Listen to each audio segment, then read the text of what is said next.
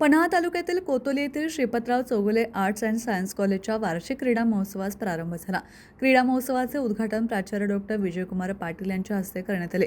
उद्घाटन प्रसंगी प्राचार्य डॉक्टर विजयकुमार पाटील यांनी मार्गदर्शन करताना म्हणाले की क्रीडा महोत्सवाच्या आयोजनामुळे विद्यार्थ्यांचा व्यक्तिमत्व विकास होऊन त्यांच्यामध्ये नेतृत्व गुण विकसित होतात. अभ्यासाबरोबरच खेळाने शरीर बळकट करा व महाराष्ट्राचा देशाचा अभिमान बाळगून क्रीडा क्षेत्रामध्ये उज्ज्वल कामगिरी करा असा संदेश त्यांनी विद्यार्थ्यांना दिला. खेळ शिक्षणाचा प्रारंभ असून खेळातून राष्ट्रनिर्मितीची भावना निर्माण होत असल्याचं त्यांनी यावेळी सांगितलं.